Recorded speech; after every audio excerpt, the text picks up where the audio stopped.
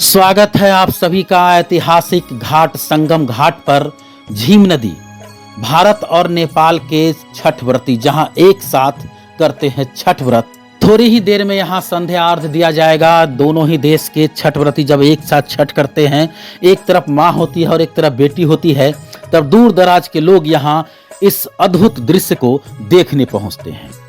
दोनों देश के छठ व्रती झीम नदी के दोनों किनारे पर अपने अपने घाटों पर व्रत करने पहुंचते हैं। तब छठ घाट पर नेपाल में बसी बेटी से भारत में बसी मां का मिलन देखकर सिर्फ धरती पर ही नहीं बल्कि ऊपर बैठे ईश्वर भी आनंदित होते हैं।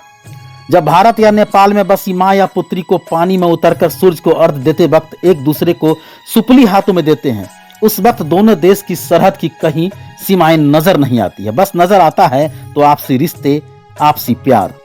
भारत नेपाल के बीच आपसी मित्रता, रिश्तेदारी व प्रेम की गाथा जब किताबों अखबारों में आप पढ़ते हैं, उस वक्त आपके मन में होता होगा कि हम काश इस नदी पर संगम घाट को देख पाते। हालांकि बहुत सारे लोग इस अद्भुत दृश्य को देखने पहुंचते हैं। भारत नेपाल के सीमाई इलाकों के लोग ऐसी दुर्लभ दृश्य को खुली आंखों से देखते हैं व महसूस करते हैं। तब मन मयूर की भांति प्रसन्नचित होकर प्रेम, अपनापन, श्रद्धा, मित्रता की दुनिया में विचरण करने लगता है।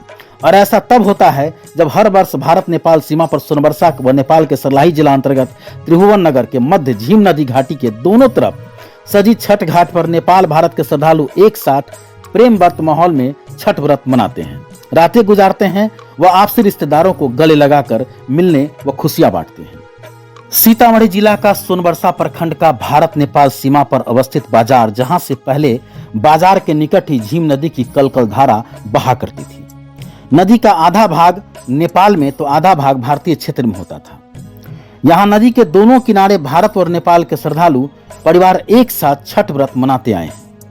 कुछ वर्ष पूर्व नदी की धारा ने अपना दिशा बदला और नेपाल सर्लाही के त्रिभुवन नगर की बस्ती के पास से गुजरने लगा। नदी की धारा ने अपने दिशा को भले ही बदल लिया, परंतु भारत और नेपाल के सीमावर्ती लोगों ने एक साथ उक्त नदी की घाट पर ही छठ व्रत मनाना जारी रखा। इस अति व्यस्त और टूटते पारिवारिक रिश्तों के बीच परिवारों को जोड़ने का कार्य भी इस महान पर्व छठ में किया जाता है।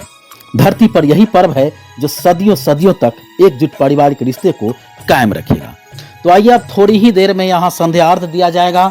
भारत और नेपाल का यह संगम घाट, जहां वर्षों से दोनों ही देश के छठ व्रती एक साथ छठ करते हैं, रात को भी एक साथ रातें गुजारते हैं। दोनों किनारे एक तरफ अगर माँ होती है तो दूसरी तरफ बेटी होती है।